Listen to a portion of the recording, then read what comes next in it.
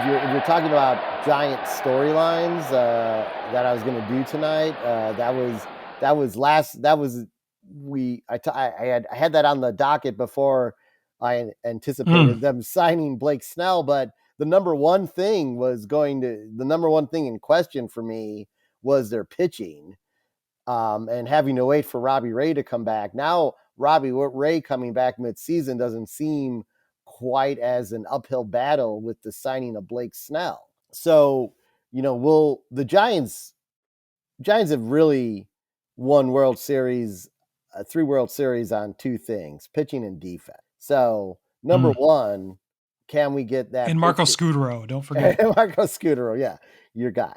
That's your guy.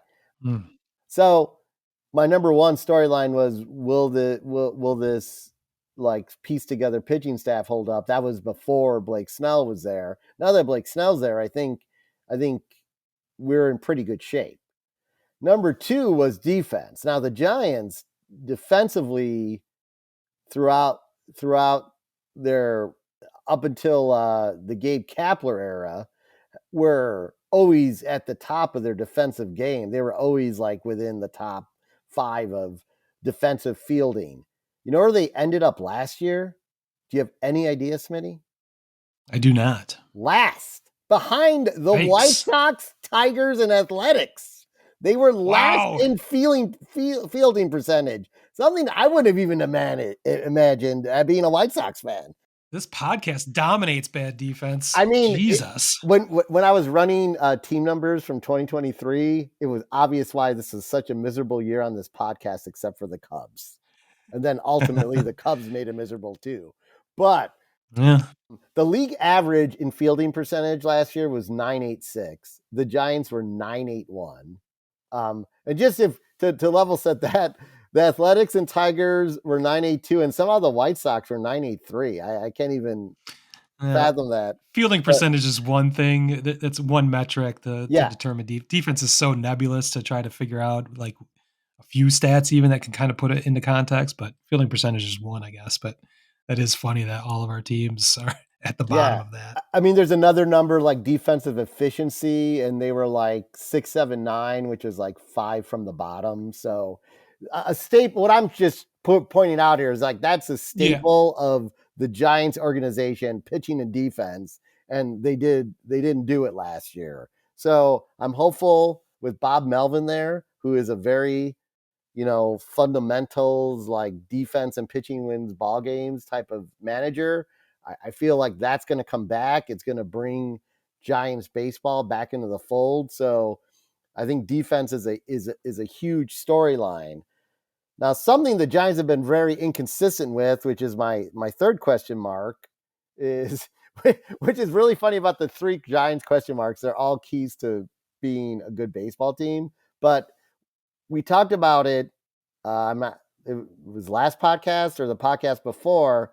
With the signing of Jorge Soler, the Giants have the potential of having their first 30 home run hitter since Barry Bonds, which is just incomprehensible to me. But they got to get, even with great pitching and defense, it only is going to take you so far. And their hitting, which was actually overachieved in 2022, came back down to what we thought it would be. And when you're looking at OPS plus, contrasts teams like the Atlanta Braves, 124, the Dodgers, 113, third on the list.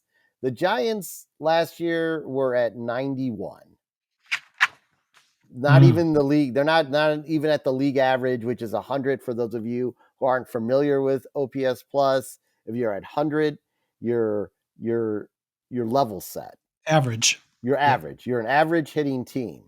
The Giants were not an average hitting team. They were slightly above average in 2022, but they were well below average in 2023. Now, you've got some pieces there. You've got some dangerous hitters in the lineup now, and we'll talk about Jorge Soler, that might change the complexion of, like, it may aid someone like depending on where Yastrzemski's batting in the order, who's shown a decent amount of powers over the year, like a 20 home run guy. Does that push him maybe to 25 home runs if you know they're more worried about throwing a fatty to Soler and he's seeing better pitches? So, adding these types of bats to the lineup and a Mark and a Chapman, they tend to improve players' offensive numbers. Not their offensive numbers, but players' offensive numbers because of them looming in the lineup. So I feel like the NOS is a I don't know. Do you think it's arguably the best division in the NL? I don't know, but so they've got an uphill battle there. But we've all seen that the Dodgers tend to not or fully perform to the level they should, at least in the playoffs. And then you've Yeah, got they'll the do fine in the regular yeah, season, and they'll fuck it up in the postseason. So but then you got the Padres who have yet to even put everything together. So I mean, I think it's there for the Giants to at least get a playoff spot, not necessarily win the NL West, but well, we'll get into all that, our predictions next week for our annual Nostradamus prediction oh show. yeah, it's the best show, folks. If you've never listened to the Nuster Dumbass show, you can we I hate to jinx us, especially since I don't believe in jinxes, but I don't think we can do any worse than last year. Yeah. Our predicting division winners, Cy Youngs, rookies of the year, MVPs. Yeah, I think we were quite a ways off. I had the Padres and the White Sox in the World Series last year. Well, I'm going White Sox this year. I'm throwing everyone off. I'm going to be the only one that gets that right. Yeah. No. I'm speaking of jinxes. I was mainly picking the White Sox to jinx you guys, Well, and it you worked work. to It definitely perfection. So worked. maybe you should be more believing in jinxes because it worked perfectly. One thing we're really good at, everyone out there, and maybe we should consider this on teams we cover on this podcast, we really pick the NL East really well. Smitty and I picked every playoff team correct in the NL East last year, and I'm pretty sure the year before. Well, we didn't necessarily pick the division winners correctly, but we did pick the NL East.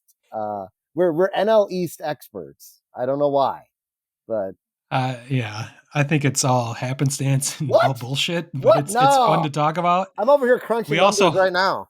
we also hold ourselves accountable at the end of each season and go over our no sir dumbass predictions and see how far we are off. We did Actually, that that last show's October. better than the Nostradamus Yeah, show, that's a lot really. better. Yeah. Yeah, yeah.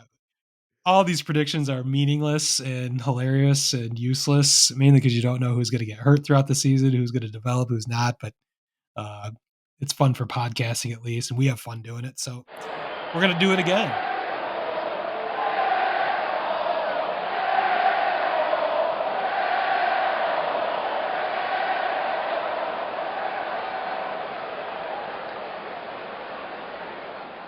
Wordhole Media.